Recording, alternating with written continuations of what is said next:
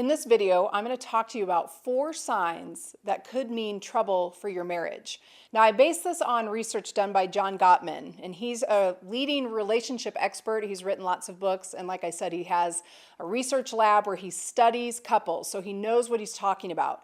And what he did is, through his research, in fact, he can predict with 91% accuracy if a couple's going to divorce or not.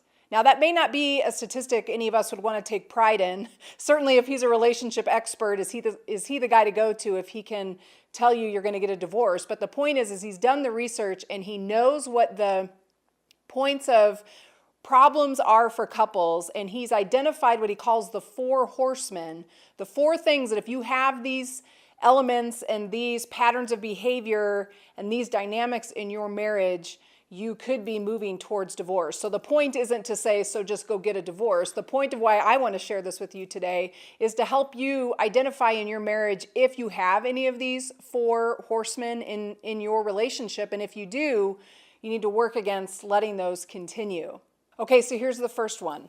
The first sign that your marriage could be in trouble is criticism. Now, criticism is different than a complaint.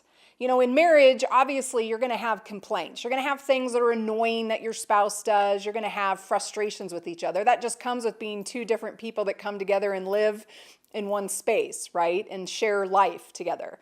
But criticism goes deeper than just a complaint. Criticism is when you start to really key in on character things in your spouse, that your complaint or your frustration becomes more of at the heart of who they are in their personality, in their character, and it becomes a more deep-rooted criticism that you're hitting at that goes to kind of the heart of who your spouse is. And so for your spouse, of course, that's going to feel more and more personal and hurtful when you become more critical of who they are as a person. And what happens with criticism, the reason why it's so toxic to a marriage, is that it creates distrust. I mean, who wants to share their heart with a spouse who's being critical all the time, who's speaking negatively about who you are or how you are? It just creates distrust, and it does not allow for a relationship to grow and to prosper. So criticism is one of those things that if that's a very prevalent pattern in either one of you or both of you, where you're just critical of each other all the time, then that is a sign that your marriage could be headed for trouble, because it's going to create distrust, which then brings a whole host of other issues. Okay, here's the second sign, contempt. Now, contempt is kind of talking more about making fun of your spouse, you know, kind of coming across like one of you is more superior than the other. One of you is smarter, just gets life at a different level. So contempt is that spouse then that's treating their spouse like, I'm smarter than you, I understand things at a deeper level, you just don't get it. So we start to breed contempt then, and we have a superiority complex. So imagine what that's like in a marriage, right? Again, just like we talked about criticism. Who wants to be married to someone that you feel like has contempt for you, that thinks they're better than you, that talks down to you and is condescending? So again, for the spouse on the receiving end of contempt, that's not going to feel safe.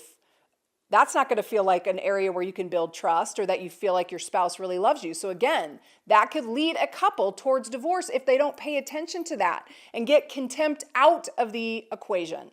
So guard against contempt. The third sign is defensiveness. Now, defensiveness is always going to be a problem in any relationship. So this is even more defensiveness in terms of if you're married to someone that's always feels like it's your fault. It's never their fault, right? Defensiveness is about, I'm taking ownership off of myself and I'm going to make an excuse or I'm going to project it and put it on somewhere else. So in a marriage, defensiveness then is when you're in an argument or there's been a misunderstanding or your feelings are hurt, the defensive posture then is that spouse doesn't want to take any responsibility for their behaviors, doesn't want to take any credit for the problems that they've caused. They're going to make it about you. So again, imagine that in a marriage. Who wants to be married to someone who's defensive all the time, who can never take responsibility or ownership and always is putting it back on you? So obviously that's going to have huge issues with communication. You're never going to resolve anything, because resolving and having healthy conflict means both of you can own the part you play. As we say in many of our videos on Pursue God, it takes 2 to tango. There is no marriage that it's always just a one-sided issue. It's just one spouse causing all the problems. You both play a part in the things that go wrong in a marriage. So again, defensiveness is not a good sign for marriage. And so you want to avoid being defensive. If you're a person that feels like, you know what, that's me. I'm always kind of quick to be like, that was your fault, not mine. That's going to breed problems in your marriage. And so you want to get rid of defensive posturing. Okay, so here's the last sign, stonewalling. Stonewalling is the person that just shuts down, refuses to talk, refuses to engage. Conflict happens, they're out. They shut down. Now, stonewalling, obviously, again, that's going to be difficult to create healthy communication or healthy dynamics in a marriage if one spouse just shuts down when they don't like the way it's going, or when conflict or disagreement happens, they just refuse to talk. And really what they communicate by doing that is, I don't care enough about you or our marriage to fight for this thing. So I'm just going to shut down. I'm just going to become passive in this, and I'm not going to engage in a healthy way. So again, that is not going to go well for a healthy marriage if one spouse stonewalls and refuses to engage, refuses to enter into conversation, admit their wrongdoing, hear from the other person, and make adjustments. It will not go well. So these are just 4 signs that Gottman came up with from his research that if you have any of these 4 in your relationship, you need to watch out for them. Now, the good news is, we believe that you can use skills to learn how to avoid these things. These things don't have to be a mark on your marriage forever, and so your marriage is doomed for failure. No, we believe that there is hope for you, and that if you become aware of these patterns in your relationship that are not healthy and good, and can start to work against those continuing, and start practicing good communication skills and really coming together and working on your marriage, then none of these 4 horsemen will doom your relationship. It's whether you choose to engage in a healthy way to make your marriage better, or if you let these unhealthy patterns continue.